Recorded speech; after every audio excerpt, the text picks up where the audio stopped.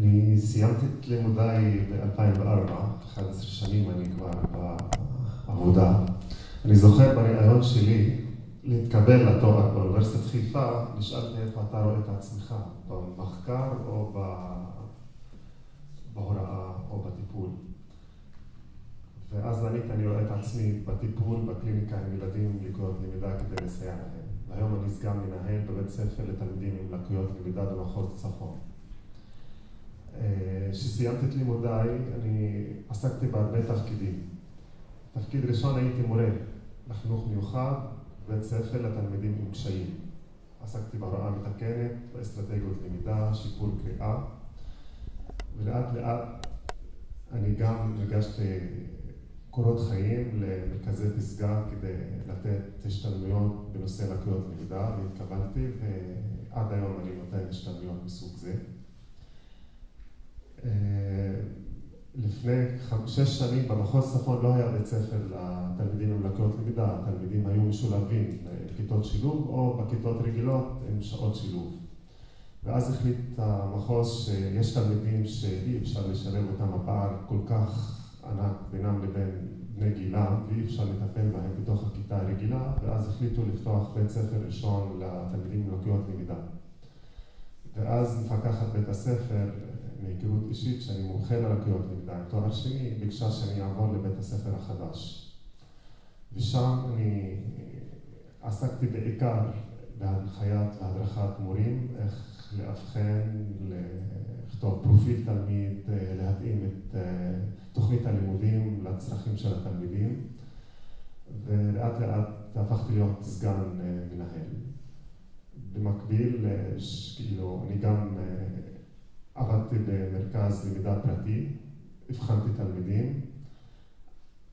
בתחילת הדרך גם עבדתי באוניברסיטת חיפה ביחידת יהל, הבחנתי תלמידים בבתי ספר של עמל, מה שסיפרה שירה. גם מתוך היכרות אישית עם ראש החוג לחינוך מיוחד במכללה האקדמית הערבית בחיפה, התבקשתי ללמד שם, ואני היום מרצה גם שם בחוג לחינוך מיוחד. אני חושב, כהמלצה לאלה שמעוניינים לעסוק בהוראה בבתי הספר, חייבים לעשות תעודת הוראה, ובמגזר הערבי כדי לקבל שיבוץ בבתי הספר זה עניין מאוד מתיש, ומחכים שנים רבות. זה משהו שונה קצת התהליך, לקבל שיבוץ בבית ספר. זה הולך לפי ניקוד ולפי כל מיני תהליך מאוד מתיש. אבל מהניסיון האישי שלי בבית הספר, אלה שיש להם תעודת הוראה והתמקצעות, הוראה בחינוך מיוחד ומתמטיקה, הוראה בחינוך מיוחד ותואר באנגלית או בעברית, תואר כלשהו בתחום שאפשר להגיש לבגרויות, הם אלה שעוקפים את כל התור ומשובצים בבית הספר.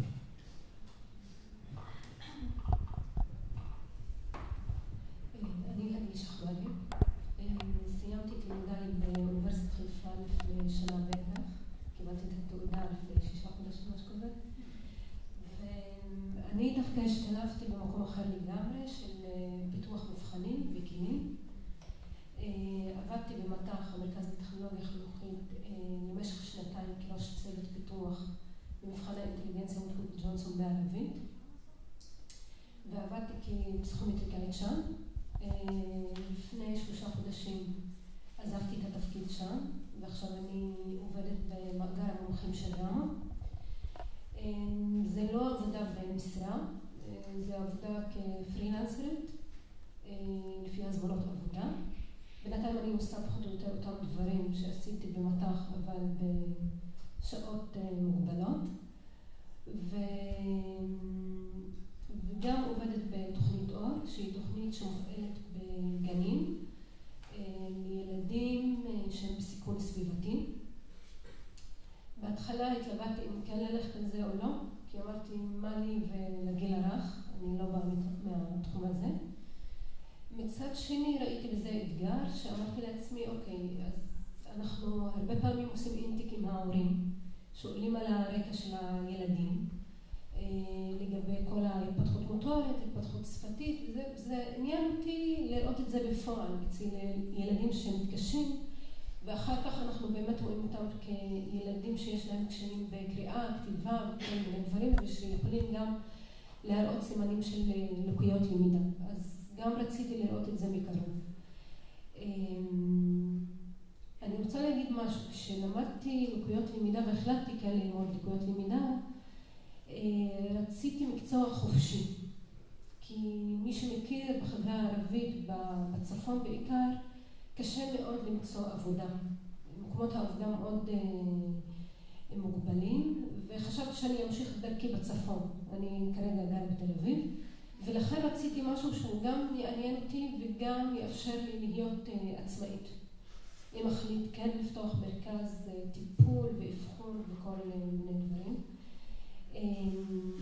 מעניין אותי יותר הטיפול בילדים יותר מאשר האבחון עצמו.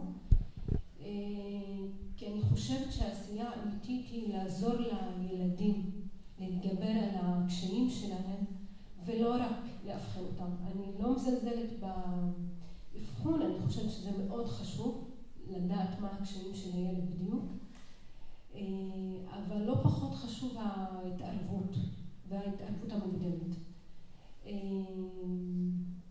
בסך הכל אני גם רוצה להגיד לכם שחשוב לחשוב מעבר לקופסה.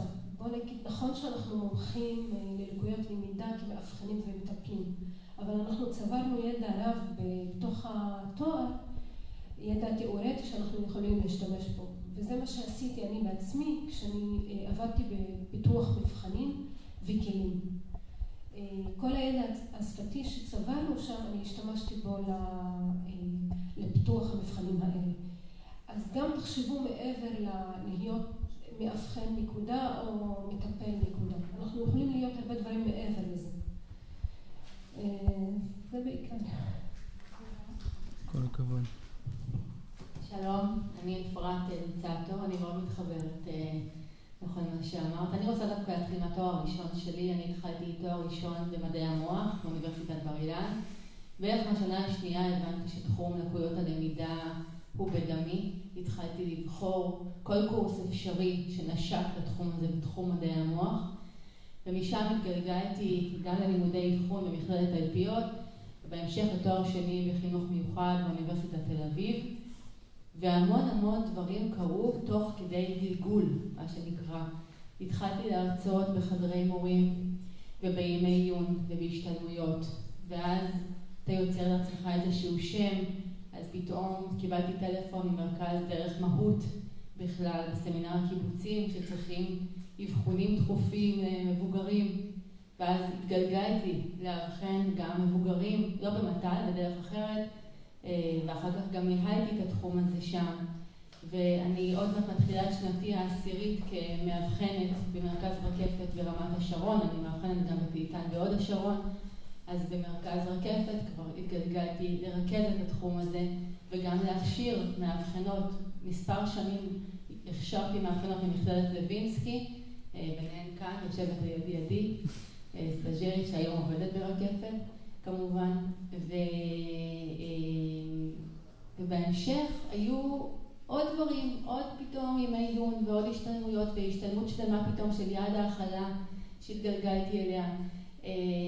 ואז הגיע טלפון גם לגבי לוינסקי, שרוצים מרצה לתחום של הוראת הקריאה, ואנחנו צוברים בתור מאבחנים המון ידע בתחומים שונים, הרבה מאוד בקריאה. אני גם הולכת לכל יום עיון אפשרי בתחום. מאוד חשוב ללכת לימי עיון בתחום שלנו ולשמוע את המומחים ולשמוע את העדכונים ולהיות כל הזמן לדעת את המידע העדכני ביותר, לא לוותר על זה, זה גם מעניין וזה כיף וזה חשוב מאוד. והתגלגלתי להרצות קורס בלקויות קריאה. אני ממשיכה שם כבר שנה שנייה, עכשיו אני גם עוזרת הוראה, קיבלתי כבר עוד קורס, ומשם זה כבר הגיע לסמינר הקיבוצים גם.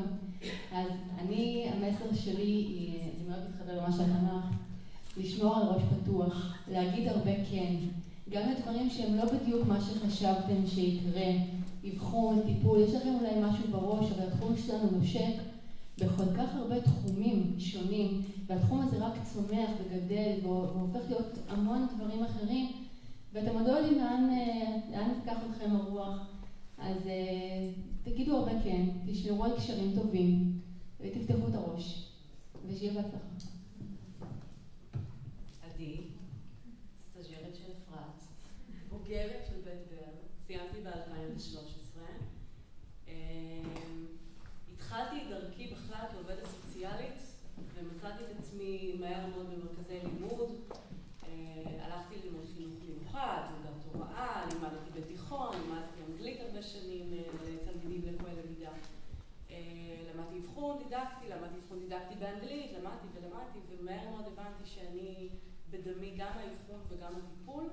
הלכתי ללמוד את התואר השני. בעקבות התואר השני ובעקבות הפרסומים של אגדל, לוח אגדל, אני חייבת לציין לטובה, החלטתי ככה לשלב בין הקליניקה הפרטית, שגם אני עובדת דרך הכסף באופן פרטי, בבית באופן פרטי הרבה שנים, ולחזור למשרד החינוך. חזרתי השנה הזו בתור מטלית, שראיתי מקודם, ובתור מדריכת לקויות למידה. השילוב בין העולמות הוא לא פשוט בכלל, הוא מאוד מאוד עמוס, אבל מאוד מגוון, מאוד מעניין. ושוב, כמו שאפרת אמרה וכמו שאת אמרת, השילוב בין האבחון ובין הטיפול, אני חושבת שהוא הנכון ביותר ונותן פרופורציות. החיבור עם השטח הוא מאוד מאוד חשוב, גם למחקר בהמשך, שאני בטוחה שיהיה שם. זהו, שיהיה המון בהצלחה.